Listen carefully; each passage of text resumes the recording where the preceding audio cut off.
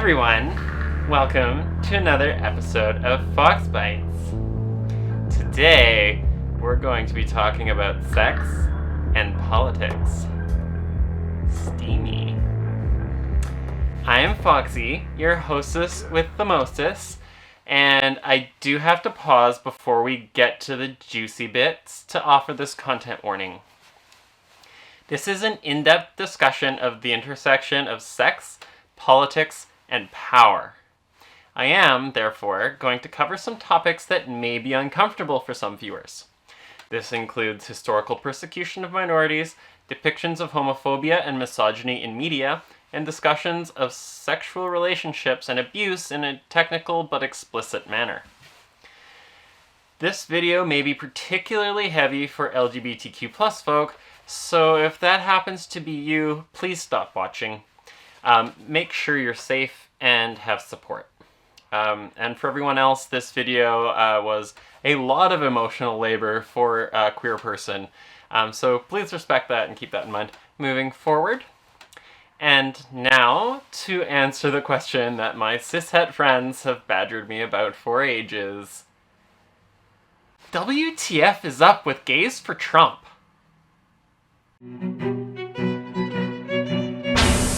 I know you're all here to listen to me talk about the messy inner workings of our socio-sexual politics, but I'm going to cover the less exciting stuff first. So there. When I first heard about gay conservatives, I was as confused as many of you. More progressive political platforms tend to include policies directed at establishing material support for minority groups, including LGBTQ+ people, so it stands to reason that they would generally support those progressive platforms. It wasn't really until I started researching this essay that something really clicked for me. As long as there is an ideology, there will be oppressed people who subscribe to it and who go to great lengths to justify their identity within those ideologies, even if they are entirely incompatible. My heart goes out to those people. Seriously. Oof. Let's take a quick look at why a party might fail to build political solidarity among a demographic when it seems like a slam dunk, and talk about the politics of triangulation. Part 1. Triangulation Politics. Triangulation is a political strategy rooted in the idea that in a two-party system, a stable ideological base has no one else to vote for. The Democratic Party in America, for example, took for granted the support of women and minorities for so long that they calculated a move to the center as the best way to win an election. They could shift their overall policy to the right in order to capture undecided voters or split voters off of the Republican Party, without jeopardizing their base of support. Seriously, who else are blacks, women, and queers going to vote for in America anyhow? This strategy has several enormous drawbacks. The first is that it's a good tactic for winning an election, but a terrible long-term strategy for establishing political support. The opponent will take a step back, and the logic of triangulation is to step in and capture the seated voters. You gain strength in the center, and, in theory, maintain your base. In practice, however, this effectively moves the center. The opponent will continue to retreat with the expectation that you will continue to advance, to continue to move your policy towards the center and capture more voters. And suddenly you have a Democratic Party voting for an end to the estate tax, authorizing a war in Iraq, and the establishment of the Department of Homeland Security.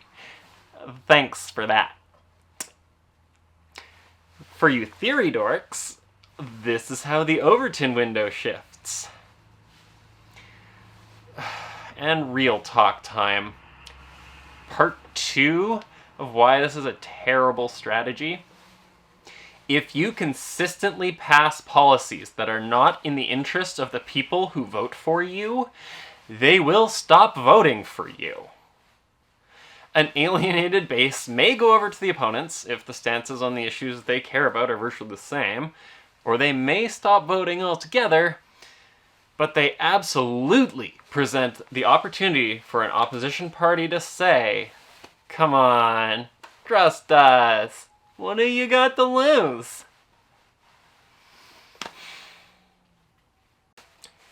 This is exactly what happened in the US, and we can see that in the anti-tax movement. There's an excellent lecture on the topic from Yale University that covers why black and gay voters supported it. Check the link when you have time, but here's the short version. In lieu of any real progress towards marriage reform or rights recognition, it was possible to go to gay people and say, we don't care who you sleep with, but this estate tax unfairly penalizes you compared to straight people for being unable to reduce your tax burden through splitting assets with your spouse. You know society won't agree to marriage equality anytime soon, so this is the best way for you to protect your generational wealth. Forgetting that,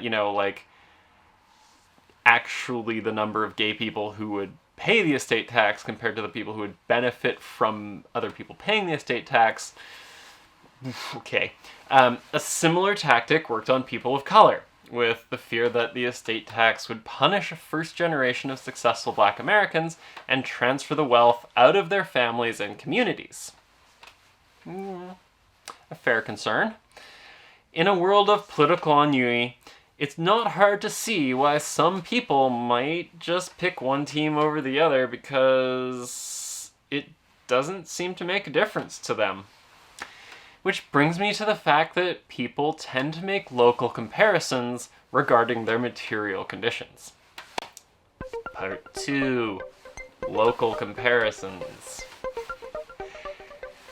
Sociological research has shown that people tend to draw comparisons between themselves and people that they think are like them. A steelworker is more likely to compare their income with that of a carpenter or pipe fitters across the state, people who are more like them, than they are the doctor who lives next door. This tendency to make local comparisons is the reason why you get people in the top 10% of global income earners looking around at their shrinking slice of the pie and calling themselves poor, while people making just above the poverty line will look around and consider themselves fortunate. I won $18,000. Wow, that's amazing! Better luck next time. Yes, sorry, from context, I see that is actually a large sum of money. When it comes to gender identity, we can observe the same tendency to make local comparisons. LGBTQ people who face limited intersectional oppression, say a rich white cis gay man like Peter Thiel, or a rich white connected trans woman like Caitlyn Jenner, don't often experience gender identity or sexual orientation as a central political struggle in their life. This is even something that can change over time. Just take a look at the recent kerfuffle over Ellen DeGeneres hanging out with George W. Bush and all the other stuff. You don't even have to be super wealthy in any real sense, either. Just materially comfortable and otherwise accepted in your community. I can relate to this in a very personal way. Aside from growing up as a closeted trans woman and frequently encountering gender-based violence, I experienced an above-average amount of privilege due to class, wealth status, education, access, and race. I feel very fortunate that my family did its best to instill values of openness and respect towards individuals and their cultures, and to have had excellent teachers and mentors from many backgrounds. I'm not grateful for my experience of being attacked for who I am, but I am grateful now that I can connect those experiences, crucially, to my experiences of personally bearing witness to injustices visited upon people whose only crime was to have drawn a bad hand in the wrong suit. The ability to make global comparisons is not innate. It is cultivated. This cultivation is not bound by wealth, class, or race, but by a willingness to listen, reflect, and act with conviction on principles that put the concerns of people very much unlike yourself on par with your own.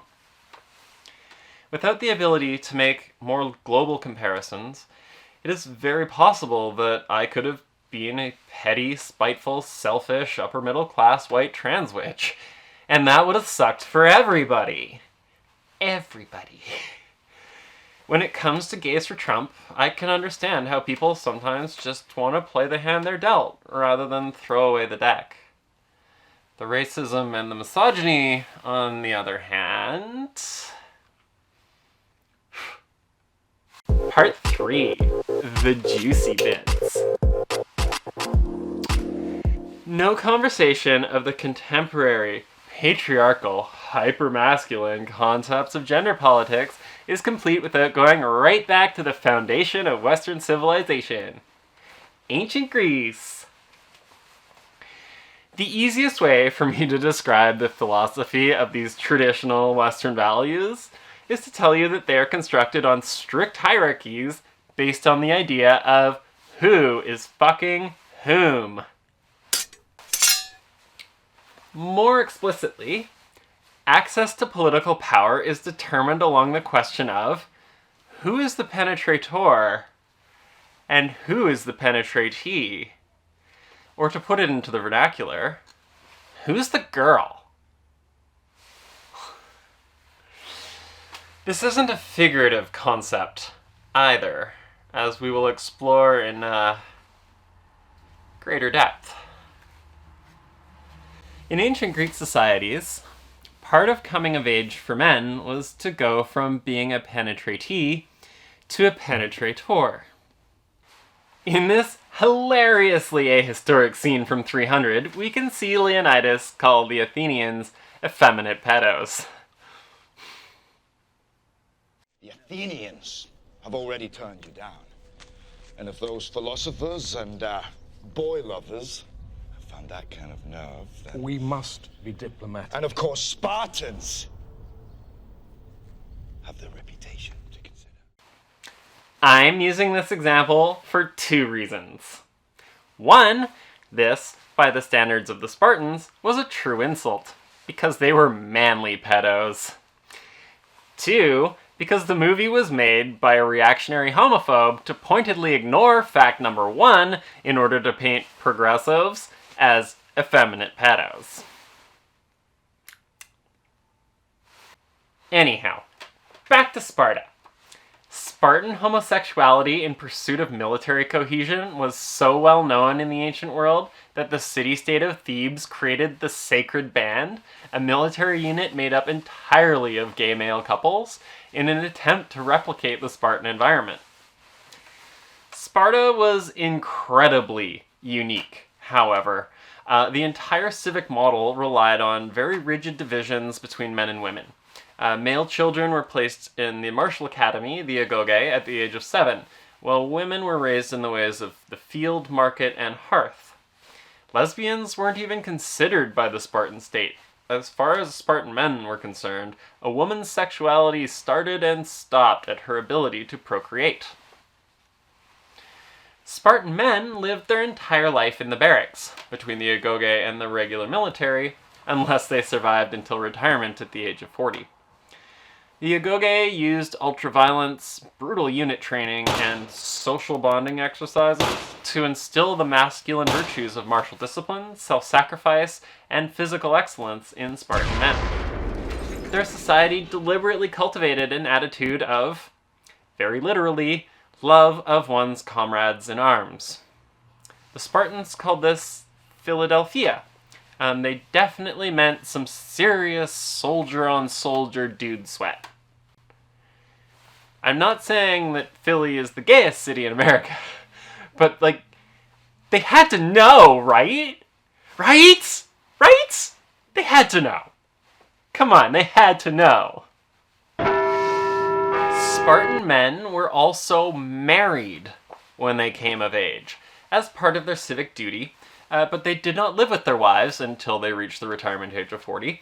Except for special exceptions, Spartan men were confined to their very homosexual barracks and had to sneak out at night under threat of punishment to have sex with their wives in order to guarantee procreation for the state. Woof! Aside, Spartan women probably had no warning that their soldier husband was going to bust in to do his duty in the middle of the night. I'll let you sit with that for a second.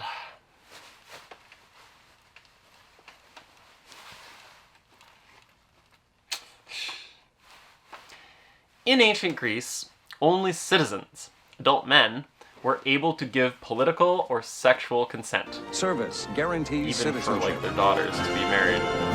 You get it. The idea of adult men having sexual relationships with boys as part of the coming of age process in homosocial political society has its roots in misogynist and hypermasculine ideals endemic to both Greek proto-liberalism of Athens and proto-fascism of Sparta. Women and children never qualified as political persons, but as assets to be cultivated. I'm doing my part too. In Sparta, the family was for procreation only. In one of my earlier videos, I talked about the idea of consent and how that concept plays into the construction of our governing systems. The political structure of the United States, the UK and its former colonies, and most of Western democratic society is based on the idea of a social contract that is grounded in the same ideas of consent that the ancient Greeks used. Hence, it is patriarchal by design. When the United States was put together, the only people who were considered to have a right to be political persons were white male landowners. You'll notice that this doesn't explicitly exclude men who have sex with men. We'll get to that. But it carries with it the heavy expectation of being a family man who, at the very most, tastefully excused their peccadillos. I'm looking at you, Hamilton. But it didn't include men who get fucked. Though the ancient Greeks were xenophobic, held slaves, and definitely evaluated other cultures based on their adherence to their masculine ideals, they weren't racists in the modern sense of the term.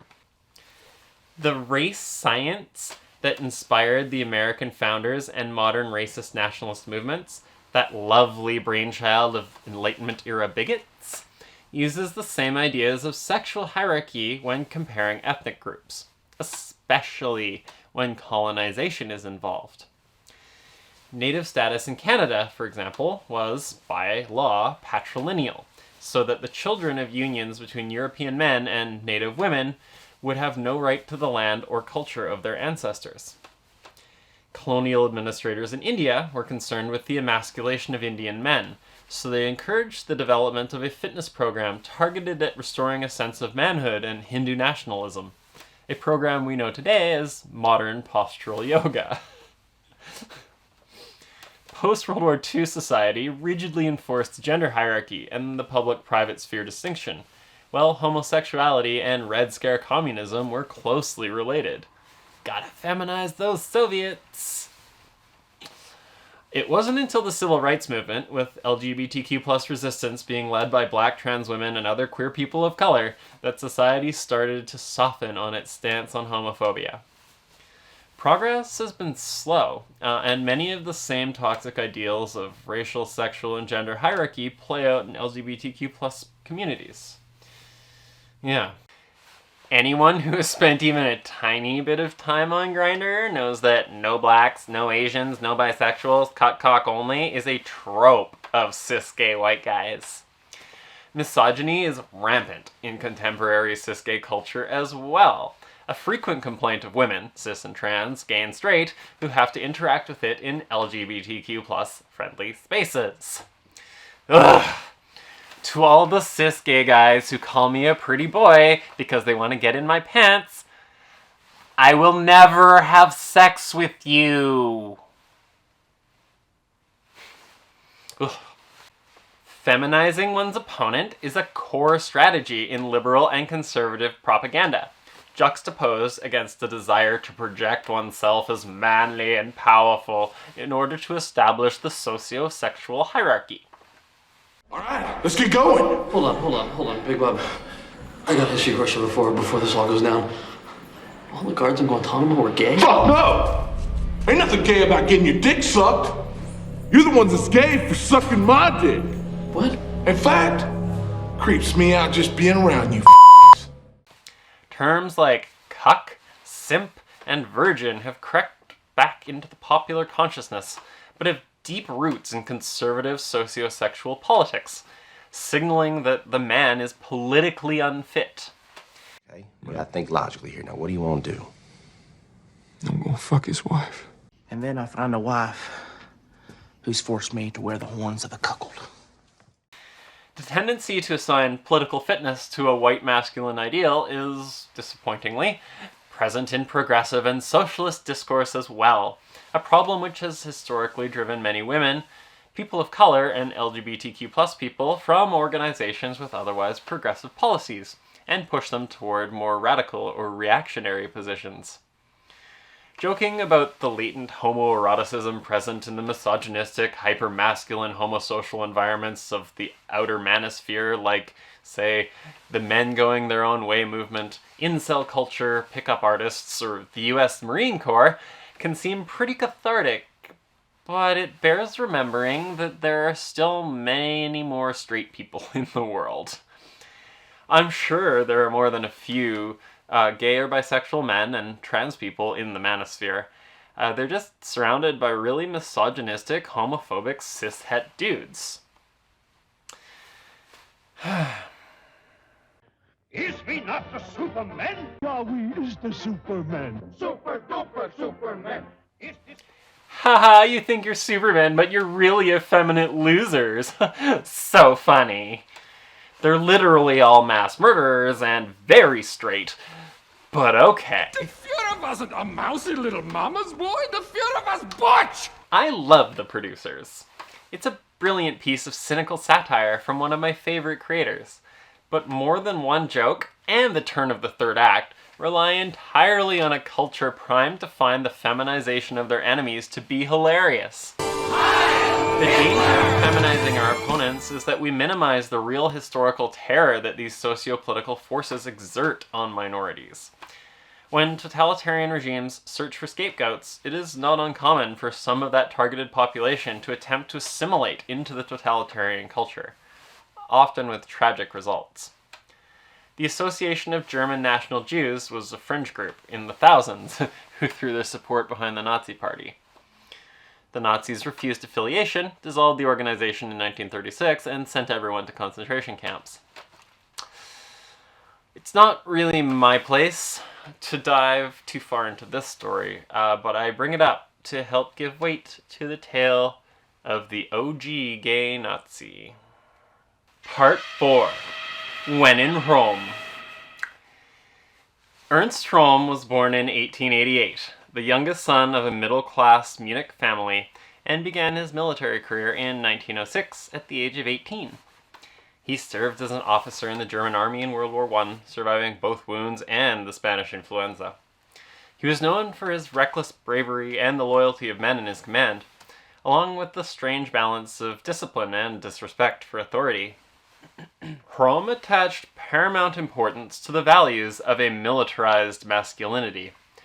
In his autobiography, and in his speeches, masculinity was one of the highest values and a term of praise. He took the values of traditional masculinity as a given, praising the soldierly virtues of courage, honor, honesty, obedience, comradeship. Comradeship and discipline are often linked in Röhm's rhetoric as inseparable political and military qualities. Indeed, National Socialism had its roots in the masculine virtues of the front. Röhm emphasized the centrality of the front experience in his own life and in the political ideology of National Socialism. Well, that sounds familiar. Spartans! What is your profession?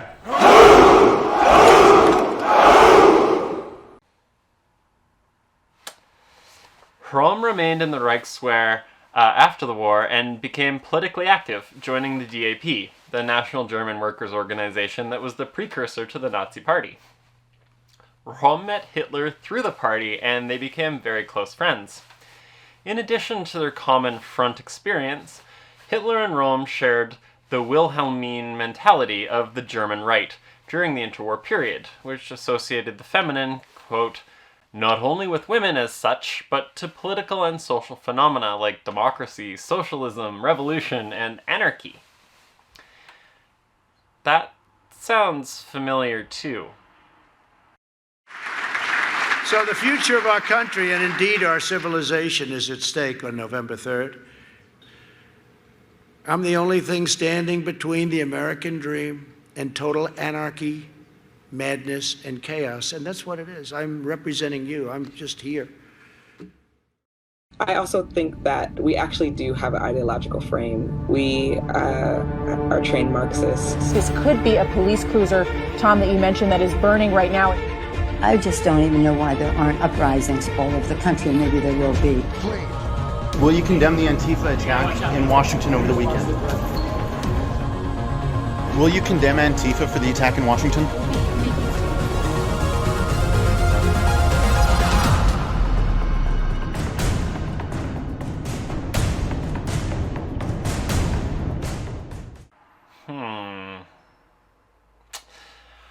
Röhm's connection with the military and various right-wing militias made him a valuable ally to the aspiring dictator.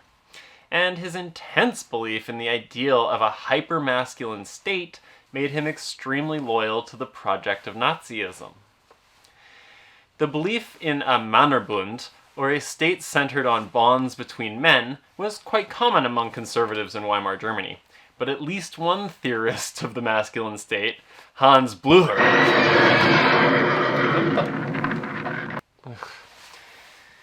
okay.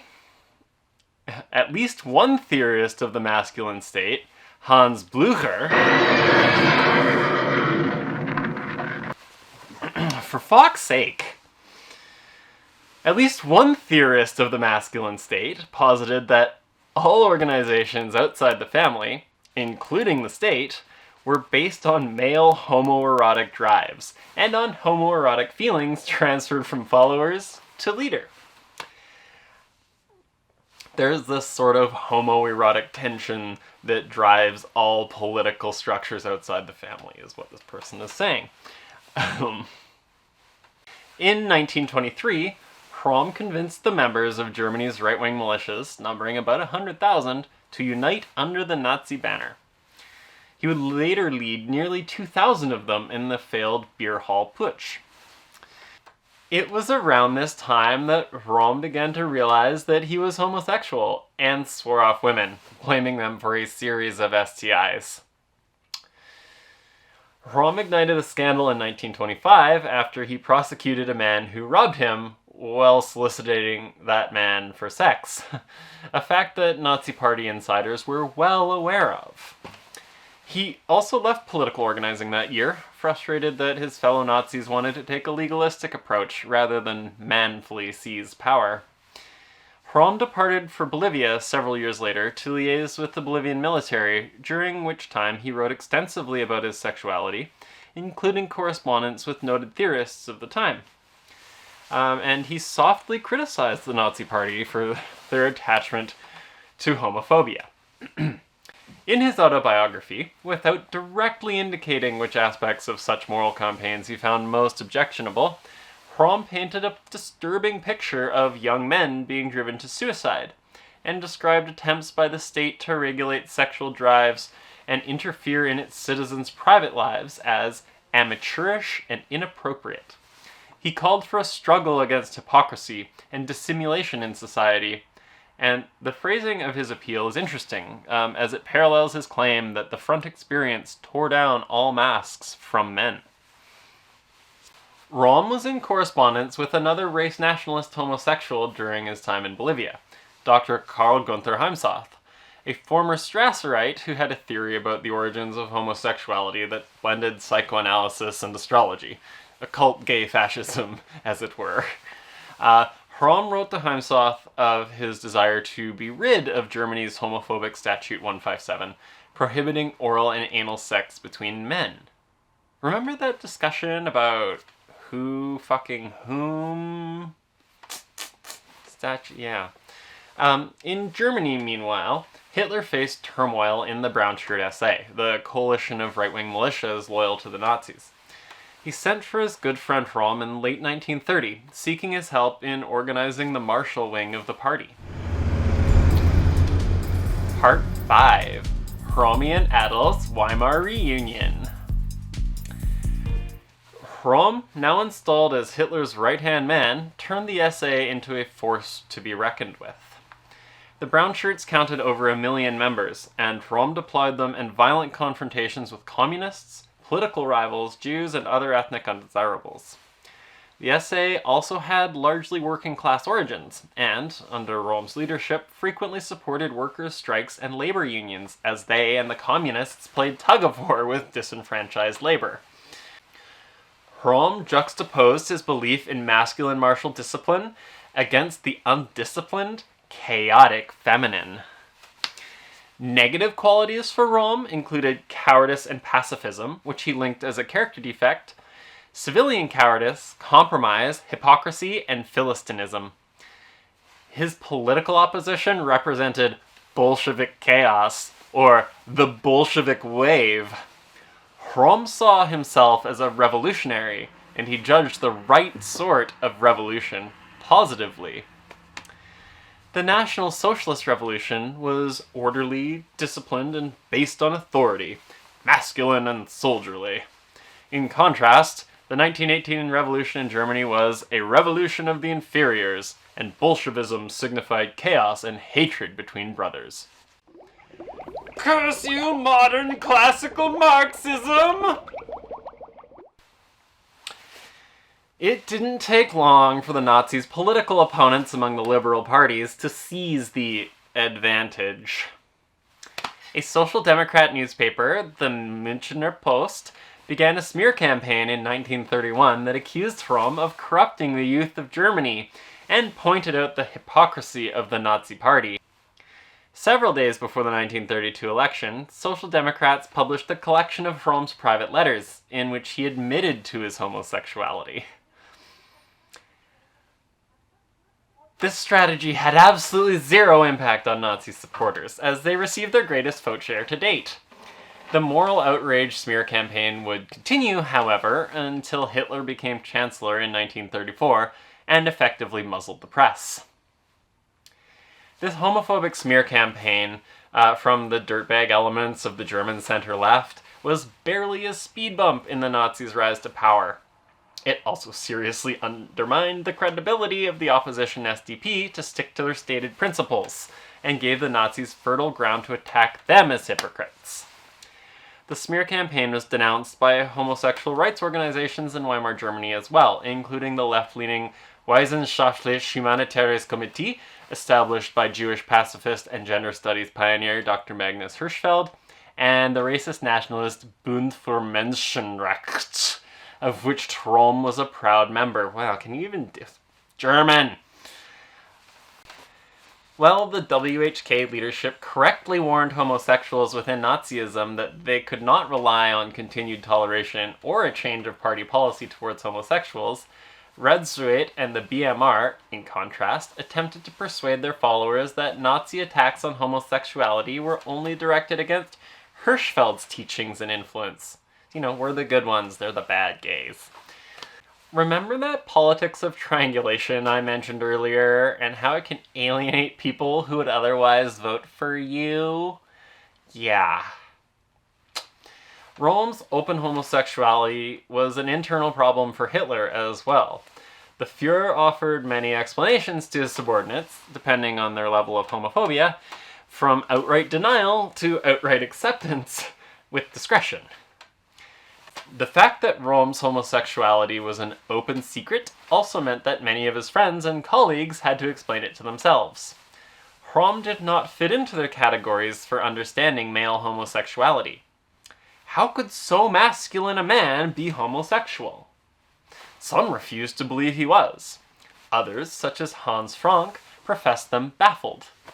Some of his fellow military officers who accompanied him into right-wing politics saw Röhm's facial war wounds and his alleged subsequent unattractiveness to women as the cause.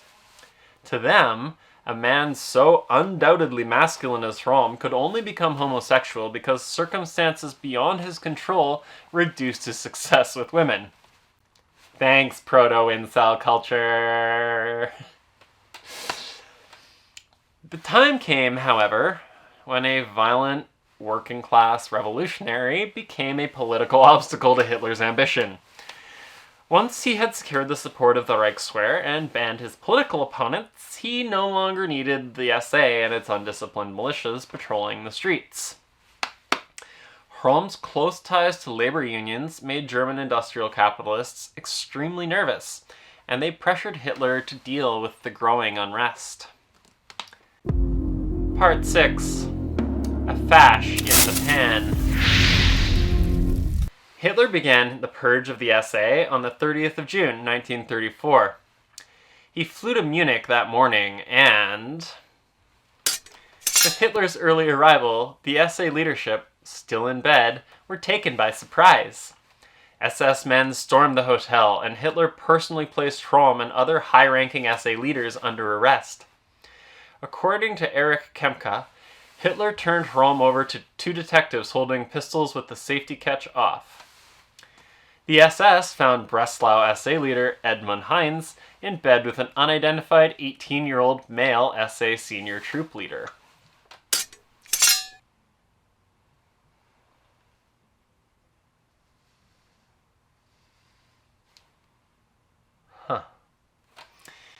Hitler turned the homophobic propaganda up full force in order to convince the rank-and-file SA members that their beloved leader was an enemy within. In his speech to the Reichstag justifying the purge, Hitler commented, "The life which the chief of staff and a certain circle around him began to lead was intolerable from any National Socialist viewpoint. National Socialists alleged, after June 30, 1934, that under Röhm, homosexuals in the SA formed a self-selecting clique within the leadership who monopolized promotions. Röhm's promotion of men whose loyalty he could rely on or whose specialist skills he needed was interpreted as homosexual favoritism, but was rather a move designed to secure his political position, and thus no different from the practice of earlier SA leaders." Well, obviously. Röhm was imprisoned, and Hitler sent 2 henchmen to deliver his ultimatum. "You have 10 minutes to put this bullet in your brain, or we will come back and end your life." Röhm told them that Hitler should do it himself. Röhm was shot in his cell by the lackeys 10 minutes later. They probably laughed about it. Part 7. Gays for Trump. That was a wild ride. Anyone have trans woman makes video essay about hypermasculine, homosexual, anti-capitalist Nazi on their 2020 bingo card? I feel I've drawn a pretty unassailable connection between homosexuality, homoerotic tension, and the foundations of Western political culture as an inherently homosocial institution, as well as traced its continuation to today.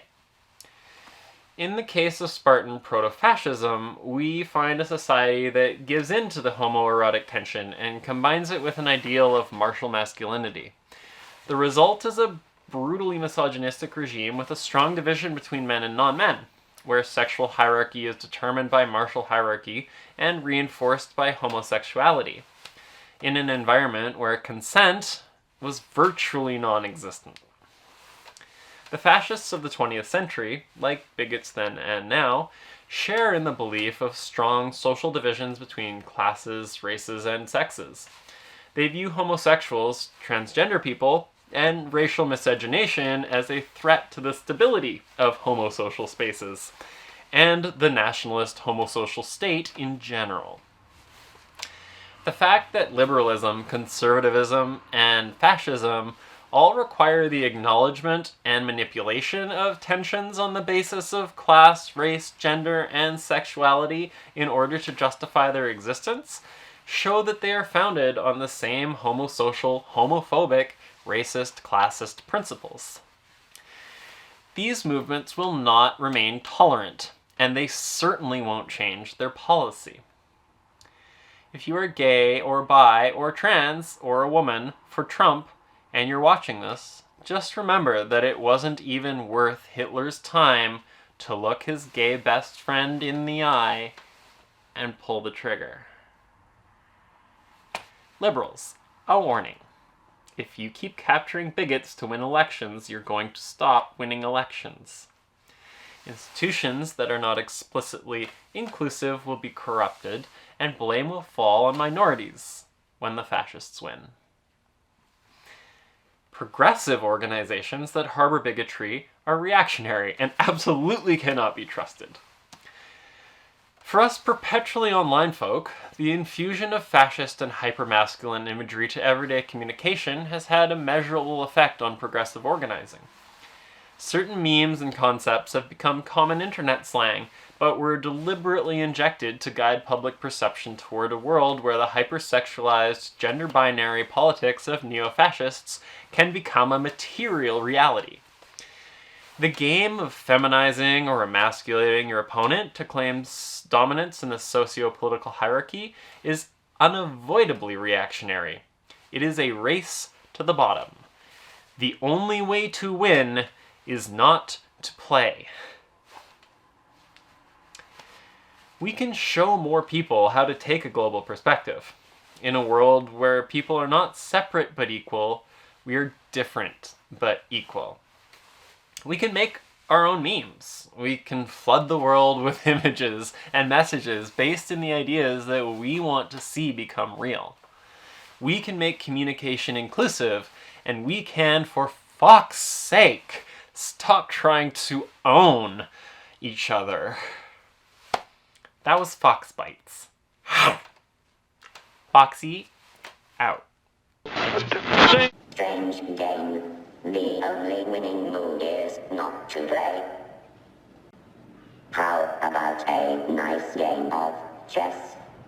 Hey everybody, it's me again. I just want to say a very heartfelt thank you for making it through 40 or so minutes of this video. I put a lot of work into this. It was a couple of months from script to your screen, a couple of weeks of filming and editing and adding all the things that you saw in this video, so it really was a labor of love and also trauma.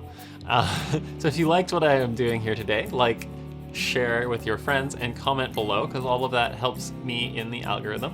You can also subscribe to my channel, FoxxTales, which will let you know when I have a new video out, and I have a bunch of things going on with my channel right now because I have lots of time on my hands.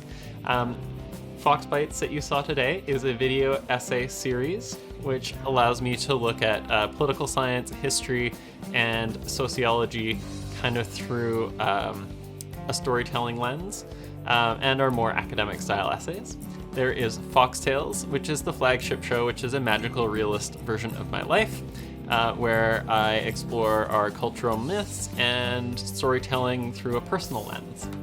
I also have a cooking show called Apocalyptic Kitchen, which is part of a series of DIY things that I am putting together for this channel as part of my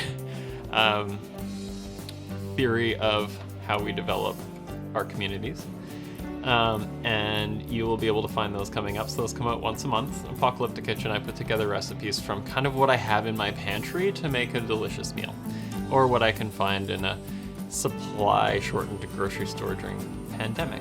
And I also have a interview show called West Coast Hustle, where I bring in artists, community builders, and activists from the West Coast and get their stories in front of you so you can learn more about them and hear about them in their own words, find out what's going on, and usually more obscure people. So hopefully you'll meet somebody new watching those and learn something new. And I'm also doing something a little fluffier, which is Foxx's Script Lab on Twitch every Wednesday night. You can check me out. I am writing a screenplay live and talking about my screenwriting process. It has nothing to do with YouTube. It is just a project that I am doing and hoping to be able to sell professionally. That's my other job, but it's a fun thing to do, and come and hang out and watch a professional writer go through their writing process and listen to me talk about it. You can also find those on this channel. I will be uploading them hopefully every week or so when I'm done, except when I'm working on a video like this because it's late because I was doing this and it kind of distracted me from editing that one. But anyways, I have a lot going on. If you would like to help me out,